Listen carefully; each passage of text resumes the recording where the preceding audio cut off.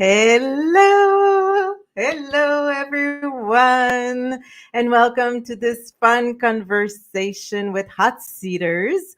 So, my name is Genevieve Young, and I'm so happy to have those beautiful conversations with the hot seaters from Abraham Hicks.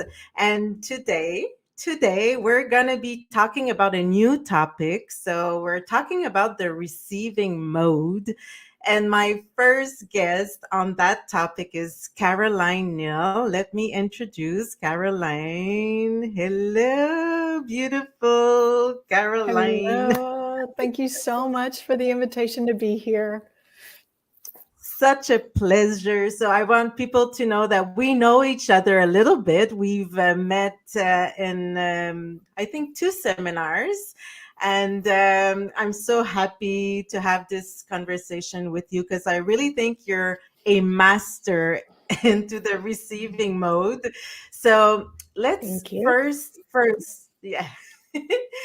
I would love you to define, like, what is the receiving mode for you? What a yummy question. Hmm. So I will receive that question and see what comes. For me, the receiving mode is about being in a good feeling place without an expectation of something specific, but with a broad expectation that some kind of gift is going to arrive. Hmm. Wow, I love that. Some kind Mm. of gift. Yeah, what a nice definition. So, how many times have you been in the hot seat, Caroline? Two. Two. Just, Good. mhm. And do you remember how you discovered Abraham Hicks? I do, because I've been watching these wonderful conversations with the four who Yeah. came before me, and I knew this And question was those are coming, my so I two started questions. thinking. Exactly. I actually, during a rough moment of my life, when I was trying to understand my divorce, I saw the movie The Secret, but I saw the version of The Secret when Esther was still in it, because the version that came out commercially didn't contain her for some different reasons. But I saw the version with Esther and therefore Abraham in The Secret. And as I watched it, I saw, all these amazing, wonderful teachers sharing about the law of attraction. But every time Esther and Abraham would come on screen, I was like, oh, because I felt like everybody else was talking about something they'd learned. And Esther and Abraham were just talking about something they knew.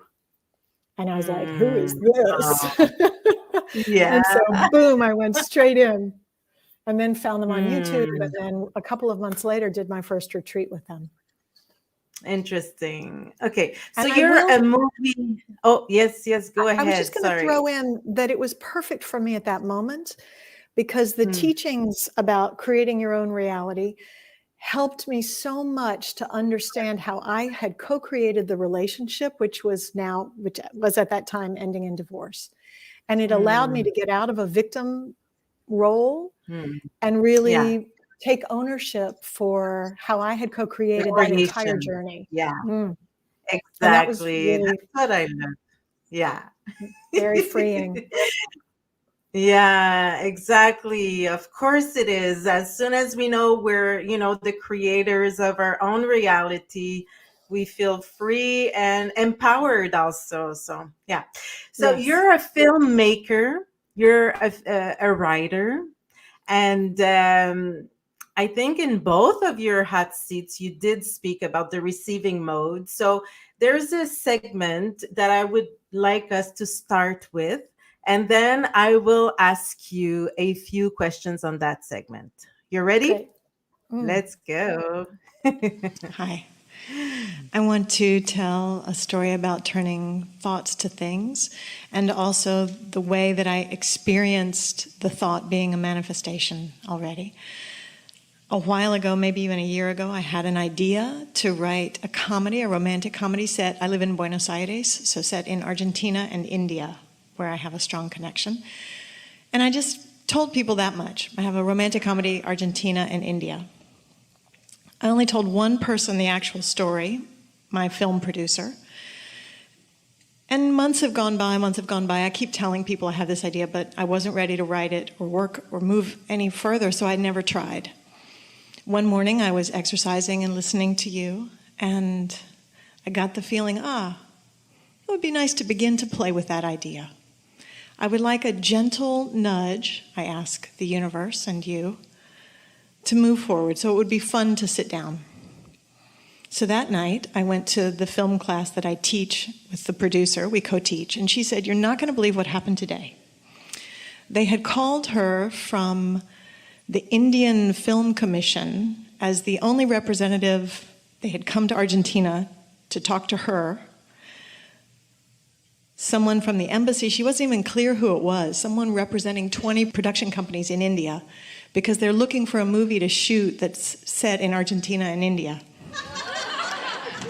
And they went to her, and she's the only person on the planet that knew my story. And she pitched it, and they loved it. And she said, "So now you just have to write it."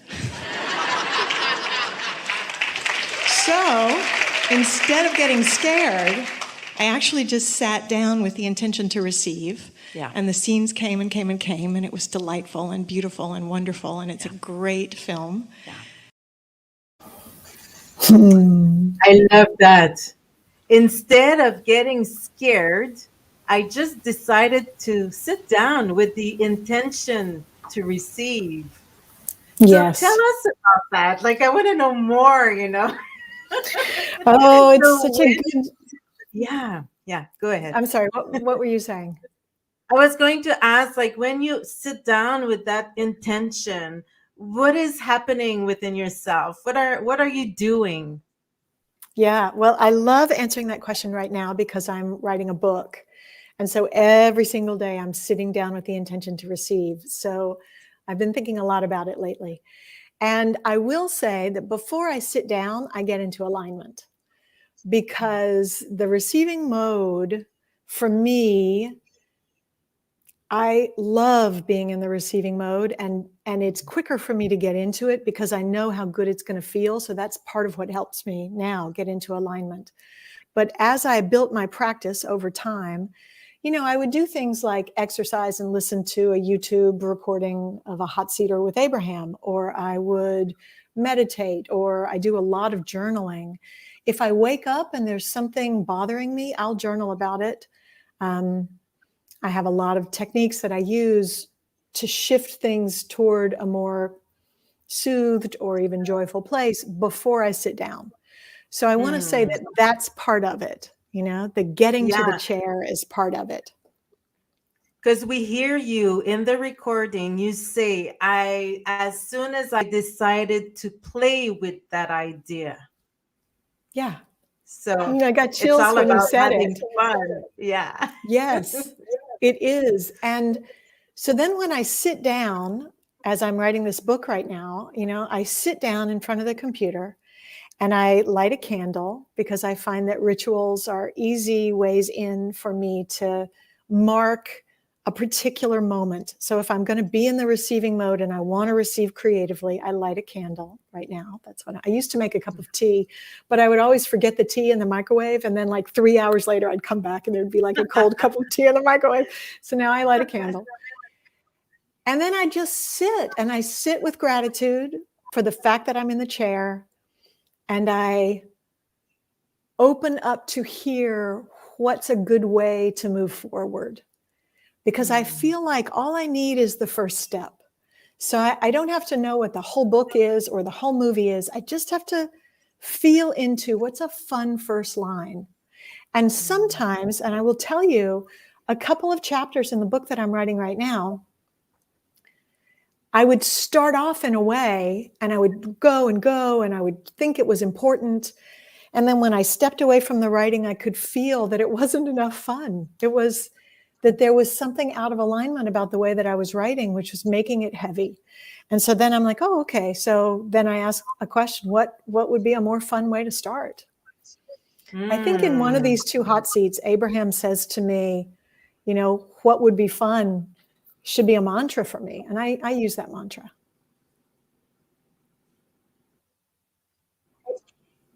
Are you still there? Can you hear me? I'm sorry, I didn't get that last part. Can you just repeat what Abraham told you in the hot seat? Yeah, that the line like what would be Uh-huh. fun for me or what would be fun for me now can be like a mantra for me. And I use that mantra, what would be fun now? Yeah. And Yeah, I yeah. and another I'm sure piece of it's it, all about fun. Yeah. that I Mhm. think is really great is that I don't try to control what's coming. And I had a conversation with someone on a Zoom call once, and I said, "Oh, I'm so sorry, but I've ordered some things that are going to be delivered to the house, and it might interrupt our call." And she was so aligned, and she said, "Oh, you know that the things you want are coming to your house, but you can't control the delivery of the gifts." And I was like, "Yes, Oh, yeah, yeah. I can't control the Interesting. delivery Yeah, of the that's very gifts. I don't control the delivery of the gifts." yeah, And so yeah. in the receiving mode, it's the same way. I know that the things that I want are coming to me. I have confidence Mm, about that now, yeah. but I And don't that control the knowing, I think, timing. is very important. Yeah, yeah. Yes. Good. So, what happened with that movie? Did you write the movie? Did it? Well, I wrote the treatment for it. And then if people want to listen to the rest of that hot seat later, maybe we can put it in a link. And so then something else happened with Yeah. that producer, which was also interesting. A little bit more time went by and I still wasn't writing that particular movie down. And so I asked myself what my resistance was, because I also find that this is useful, very useful to me in my receiving mode. That if I find that I'm resisting or something's not manifesting, I ask myself what my resistance is. And once I have Mm, clarity, then I've got a place to move. And I realized that I wasn't writing it because I wasn't sure I was ready to direct it, because I've been directing documentary for years and not fiction. mm, And I thought, well, what do people do to get in shape to direct fiction? They either direct a short film or they direct somebody else's film. And I thought, I don't want to make a short film because of the money and I don't have an idea. So I would like to direct someone else's film. That would be fun. And the next yeah. day, I was painting screens with a friend of mine and in a very good mood. And I got a message from someone who said, "I love your documentaries and I have a fiction script and I think I'd like you to direct it." I love it. So Oh, that's beautiful. Okay, so let's listen to the second part, which is from the same hot seat towards the end. But I think it's a good wrap up of everything that Abraham was telling you in the hot seat. yes. And we'll be back for questions. All right. We know that you got that to a large degree. And now we're going to give you something that's really going to help you get it all the way. And that is, you know how fortunate you are that you are able to relax and let a stream of thought flow and create a movie that will be on the screen. Your thoughts will turn to things, and life is exactly the same way. You can all write your movie. You all have a producer called law of attraction, and you all have endless funding called the energy that creates worlds, and you all have everything that is necessary to bring the cooperative components together. In other words, you have a staff, you have a team of non-physicals and currents and laws that are helping you turn your ideas about a movie into a full-fledged movie. You create your own reality, whether it's on the screen or whether it's something that comes into your life experience. So knowing that, that's why there was such power in what you wrote. And so you know how in a movie the scene will change and then you can write it again. Esther plays a game with her grandchildren, and it's something that she learned when she was very, very young. And she tells a story. Yeah, I jumped out of an airplane. And the other person says, oh, that is so good. Or I fell out of an airplane. Oh, that's bad. Well, it's all right because I had a parachute. Oh, that's good. Well, no, it's not really good because the parachute did not open. Oh, that's bad. No, it's all right because there was a haystack down below me. Oh, that's very good. No, that's bad because there was a pitchfork in it. Oh, that's bad. No, it's all right because I missed the pitchfork. Oh, that's good. No, it's bad because I missed the haystack too. And so, since Esther told this story to the children, now they want to play that game all the time. And so one of them will start a story. Oh, that's good. No, that's bad. No, that's good. No, that's bad. And they're all sort of practicing film writing, aren't they? So Esther was watching a television series that she likes to watch, and something happened, and she said, oh, that's good. And then there was a plot twist immediately. She says, oh, that's bad. And then it changed. She says, oh, that's good. And she began to laugh because this thing went good, bad, good, bad, good, bad, good, bad, good, bad through the whole thing. And Esther's laughing because that's sort of the way the movie makers keep you engaged, is they give you a problem to which they help you find a solution, and then you feel better. But it is sort of the way that the resistance helps you to continue to create and ask for more too. And so as long as you know that no matter what's happening, you can write a oh that's good scene right after it, then you can keep yourself happily engaged and moving along and knowing that you do ultimately have complete creative control over what happens, not only with your movie but with life. Oh my, yeah. So good, so good, so good. Oh, so we just need to know that we have complete control of writing those, oh, that's good, or oh, that's bad scene. And that if something is happening that we think is bad, all we need to do is go into that alignment, receiving mode, and write a oh that's good scene. Is that Yes. what Abraham is saying? Yes, I think so. And I also think it helps me a lot if I'm in a scene that I think is not good, because I play the game a lot. If this is my movie, and it is my movie, why am I in this scene? I'll just ask myself that non-judgmentally, why would I have manifested an attraction to this person who's not attracted to me, for example? Or why would I, whatever it is that didn't go exactly the way I wanted, I can ask, if this is my movie and it is my movie, why would I have written this scene? And there's usually some wisdom right in there that gives birth to a cleaner desire or something more exciting or something for me to harvest from that moment. I love asking that question. I use it a lot.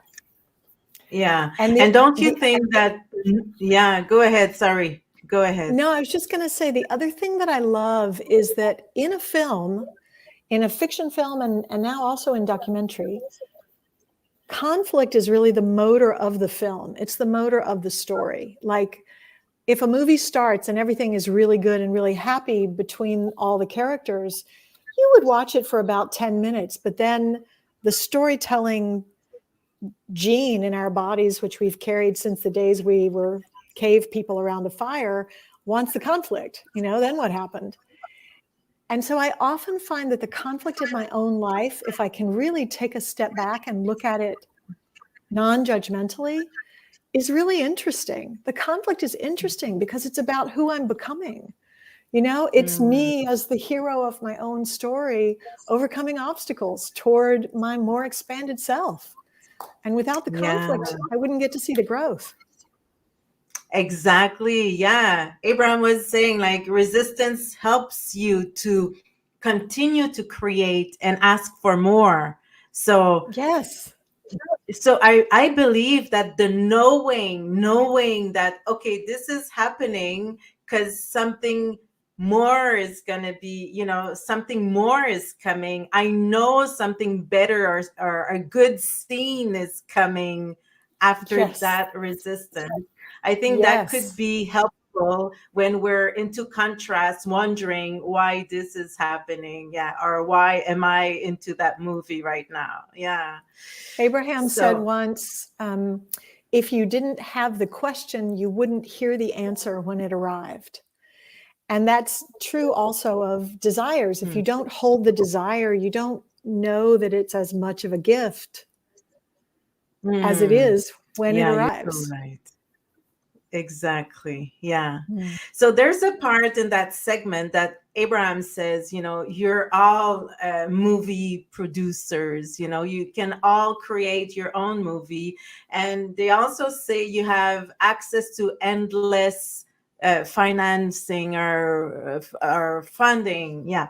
So Yes. how would you translate this like to people that are wondering like, well, I don't feel that I have access to endless funding.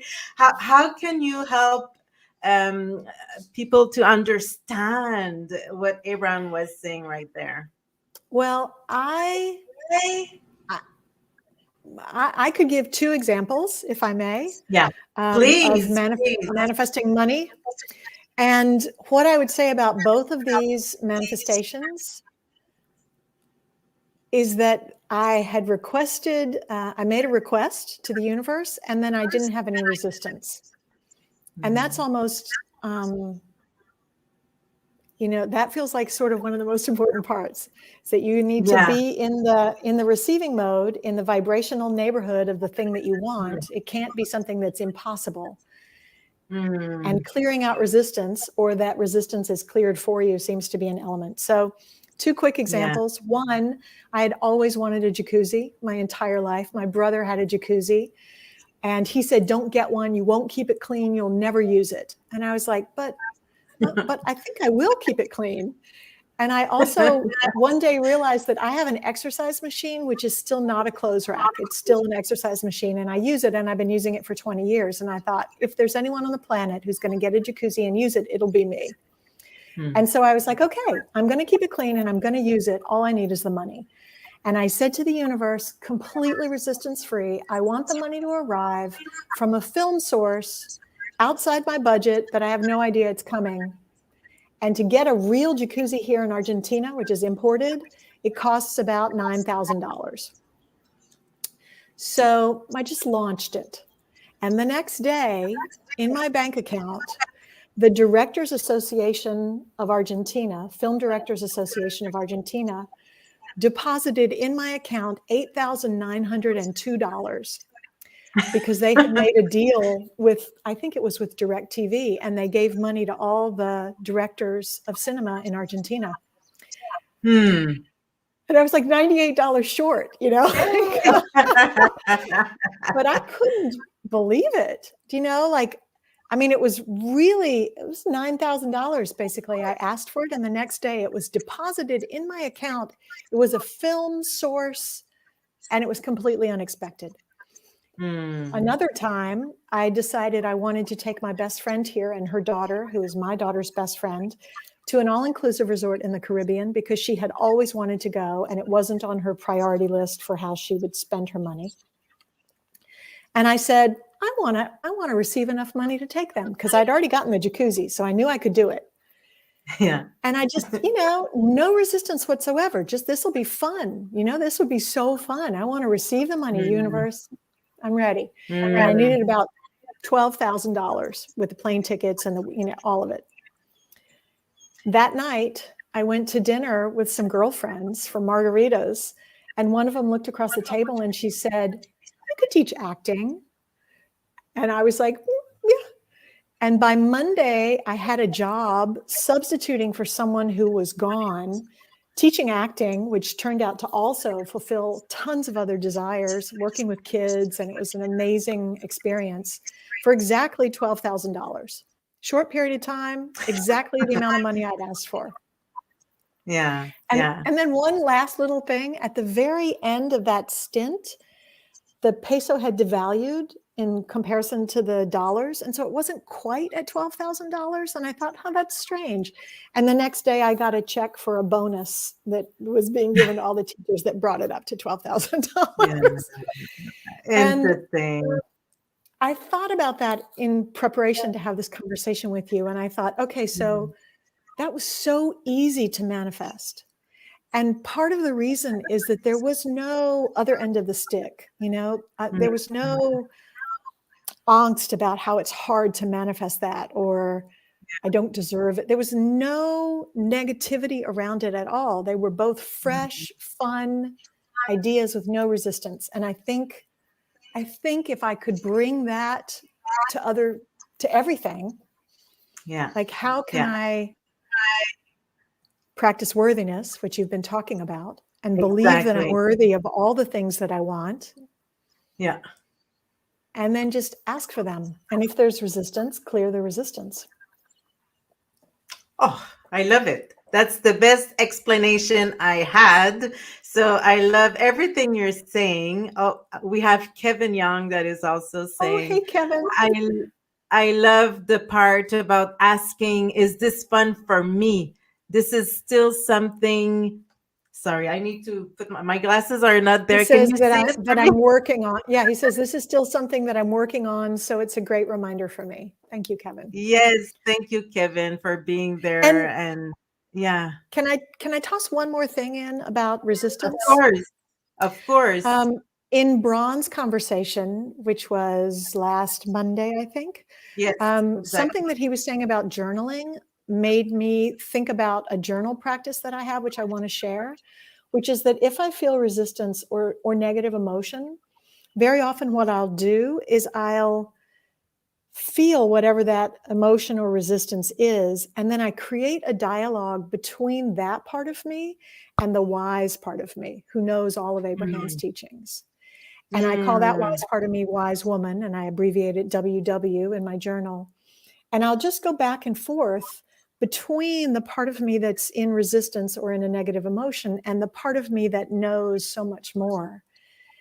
And mm, there's a way that tapping into all that wisdom in me, which is also part of source, allows me to look at the resistance without sinking into feeling super negative, mm, because the part of me that's mm. wise and really positive and really loving is also present. Oh, So I I highly love that. recommend that. Yeah, what a good idea. I love that. I'll do that for sure. So we're gonna go with the last segment that is also about you practicing the feeling of something that will be manifesting, and I love that segment. So let's go for the last fun segment of that conversation. As I exercised, I would sometimes listen to a song by Jason Mars called I'm Yours. And there's a line in it that says, just scooch on over here and I will nibble your ear. Do you want to come on? Scooch on over closer, dear, and I will nibble your ear. So I would feel this line in the song, and I would sometimes go back on YouTube and play it again and feel, I could feel, just nibble my ear, right? And that's as far as I kind of got. So I got here, didn't really expect there to be any single men, went to a party, and was doing this thing that I've been doing lately where I try to relate to everything as my boyfriend, everything, because I feel like whatever I'm looking for in that one focused place, I can get from everywhere else, whether it's the blue light on the curtain or you or the wind on my face, all that tenderness and focus and mirroring. Everything that I want is flowing to me all the time. Good process. And so I was in that at this party and feeling the ocean and the wind and the people I was talking to, the men and the women. And this very hot man came and started talking to me. And I talked to him and I actually talked about this whole sort of boyfriend, everything is my boyfriend experience. And then, he was so hot and younger than me, and so we were at a party, and so I kind of moved away from him, because I didn't think it was for me. And he followed me and stood beside me after I'd gone to the ocean to be with the ocean, my boyfriend, So this really beautiful man showed up again beside me, and I was like, wow, what? And he said to me, we were interacting, and it was puzzling to me because I wasn't looking for it, right? I wasn't there looking. I didn't think there were any single men here. So he turned to me and he said, I have kind of an earlobe obsession.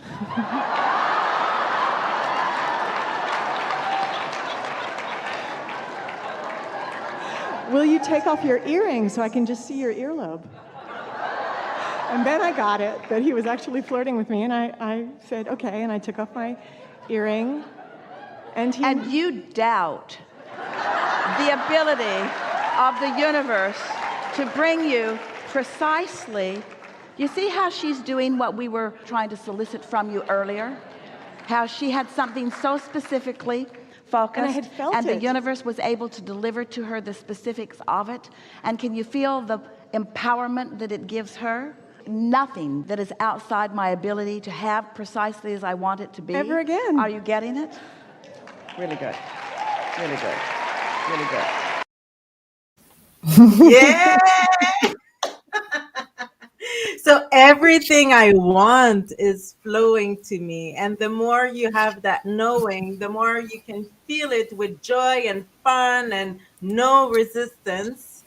And the Yes. faster it comes to you. I love that. Yes. Yeah. Me too. Did he nibble your ear? He did indeed. But you know what's really interesting? That's all I was ready for. Like I shared a little bit earlier in the share, I wasn't ready for more than that. I was just ready for the nibbling. So there was some nibbling and a little bit of kissing, and then we That's put a- enough. That's called all a I hot chair. asked for. Thank you. I love that. And then other So desires Kevin Young is developed. saying, Other desires developed from the nibble, and then of course there Oh, were yeah. other manifestations later in the week, but that's probably outside the good for context of this you. Good conversation. for you. I love it. So Kevin is saying that he loves it too. Yeah, for sure. And here's Karen that She says, says, "Oh, ooh, yeah, go ahead." you want me to read Thank it? you. Ooh, nifty idea to Yeah. journal back and forth between wise woman and resistance you are feeling. Love the earlobe obsession experience. Yes. Can you imagine? Yeah, me Out of what too. were we, 1,500 people, the one guy with the earlobe obsession finds me, you know? That is the law of attraction in action. Exactly, exactly. Thank you so much, beautiful Caroline, for that fun conversation. I just Thank enjoyed it you. so much, and I'm happy that we had the chance to see each other and talk to each other again. I love Me you, and too. I'm very grateful for everything. So yeah, Well, thank I you just want again. to say, I want to say and appreciate so much that you've created this format, because the 4 conversations that came before me were so uplifting. And I think it's just going to keep taking us higher and higher. And I'm so grateful that you got this inspiration, that you received this, and that you're manifesting it. Exactly. So thank you for Yeah. that. Thank you. Mwah. Much Mwah. love to you. To you too. See you Bye, soon. everybody. Bye bye. Bye. So thank you everybody for tuning in. I'm so grateful and appreciating everything about that. So I'll see you on Thursday, noon Eastern time. I will be having a fun conversation with Doug. Maybe you know the baseball guy. So he's going to be next on the fun conversation. So until then, have fun. Bye bye.